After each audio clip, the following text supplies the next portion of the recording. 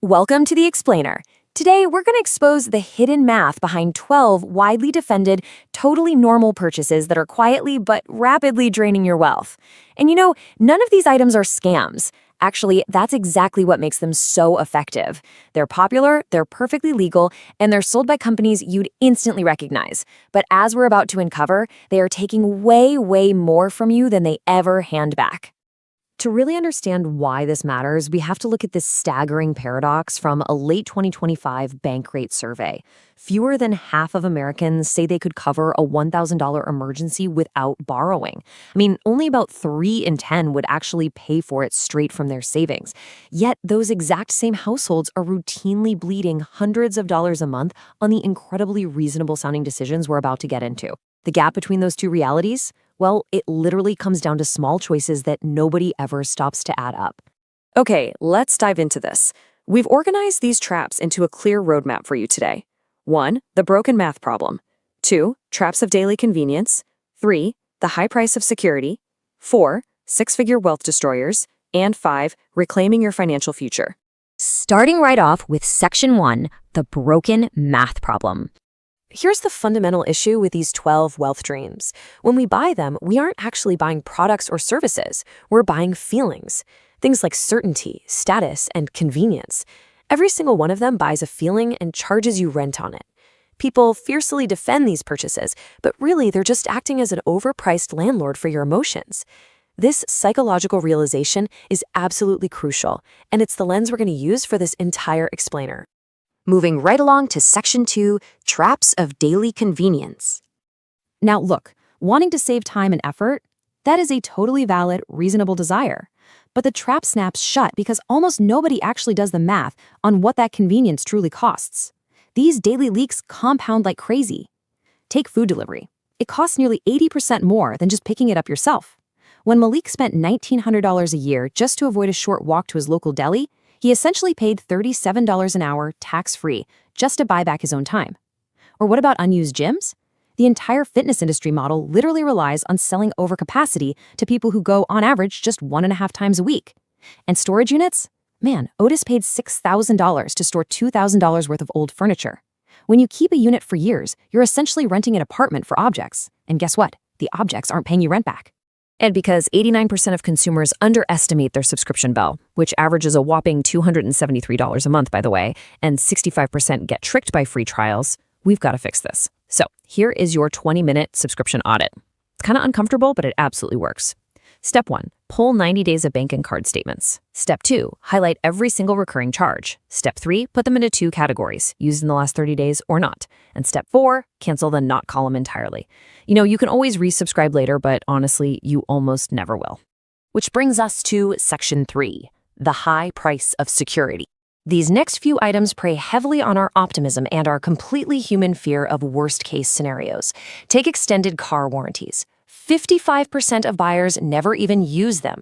The median price paid is over $1,200, and even the so-called winners who do file claims actually lose an average of $375 on the deal. Take Rhonda, for example. She paid $1,100 for coverage on a Honda, had 0 repairs in 6 years, and totally missed out on the $4,700 she could have made if she just invested that money instead. She literally bought the removal of a worry she was statistically unlikely to ever have. And then there's premium gas for cars that only require regular. It's astonishing, but 16.5 million drivers passionately defend this purchase. Yet AAA testing shows absolutely no meaningful improvement in horsepower or emissions. You are literally just wasting an 87-cent spread at the pump. By just switching to regular, the average driver saves $351 a year. Invested at 7%, that becomes $24,000 over 25 years. If your owner's manual says recommended and not required, the button you want to press is for sure the cheap one. Oh, and speaking of paying for optimism, Americans spent $14.7 billion on lottery tickets in 2024. That averages out to a $321 annual habit per person. You are chasing 1 in 292 million Powerball odds for entertainment. But that habit? It costs lower-income households $70,000 in lost investment value over a working career. If you really want to buy the ticket for the daydream, that's fine. But just name that annual cost out loud first. All right, let's step it up to Section 4, Six-Figure Wealth Destroyers. Now we're entering the real climax of this explainer. These are the catastrophic, Heavily defended purchases that can literally erase six figures from a family's net worth. Let's look at the compounding destruction of a timeshare. A typical $25,000 timeshare is very often financed at 15%. Then, the maintenance fees escalate at 5 to 8% every single year. Josephine bought in with an $800 fee that eventually exploded to $3,200. Add it all up, and you're paying an astonishing $95,000 over 20 years. You don't own an asset here, you own a bill with a beach attached. Next is the perpetual new car trap. The average new car today costs over $49,000. People like Nolan trade in their cars every 3 years for safety and reliability, which, hey, is a respectable desire. No one wants to be stranded on the highway. But by doing that, Nolan guaranteed he absorbed the steepest 42% depreciation curve every single time. By constantly carrying a car payment and eating that brutal depreciation, he missed out on a mind-blowing $290,000 he could have built by simply keeping a reliable used car for a decade with zero payments. And let's just go ahead and expose the broken math of chasing credit card rewards. Half of cardholders carry a balance month to month. The average interest paid is nearly $1,500 a year at over 22%. Think about that. You are effectively paying $1.50 in interest just to earn 50 cents in quote-unquote free travel rewards. It's a complete illusion. And it's the exact same story with buy now, pay later. 47% of users end up paying late fees. You aren't getting a deal, you're really just spreading out the pain of paying. Then we have whole life insurance when it's sold as an investment. Now, while it definitely has its niche uses, for a young family, it is a massive wealth drain. You might pay $400 to $600 a month for a measly 3 to 4% return. Meanwhile, term life costs just $30 to $40. Take Beatrice, 9 years into her whole life policy. Her cash value was less than half of what she'd actually paid in. If she had just bought term life and invested the $415 monthly difference, she could have built a $500,000 nest egg over 30 years. Finally, the invisible 1% financial advisor fee. Guys, this is the ultimate wealth destroyer. The SPIVA scorecard shows that 79% of active managers underperform the market over 15 years. Just let that sink in for a second. You are paying a 1% fee on your entire net worth for a 79% chance of doing worse than if you did absolutely nothing. If you invest $600 a month over 35 years, that little 1% fee quietly steals $226,000 from your final net worth. And that leads us to our final section, Section 5, Reclaiming Your Financial Future.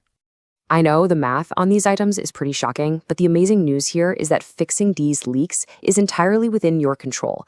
Look, I'm not asking you to go cancel all 12 of these items today, just pick 2. Pick 2 that cause you a little bit of discomfort while watching this explainer, because discomfort, that's usually recognition. If you just cancel 2 of these traps and redirect a mere $200 a month into a standard 7% investment, you create $240,000 of real, life-changing wealth over your working lifetime. So I want you to ask yourself, which of these 12 are you still paying for? And more importantly, why? Are you genuinely buying utility, or are you just renting the feeling of comfort while quietly sabotaging your own freedom? The math doesn't lie, but the choice is absolutely yours. Hit the comments and let me know what you're canceling. Thanks so much for joining me on this explainer, and go start reclaiming your financial future today.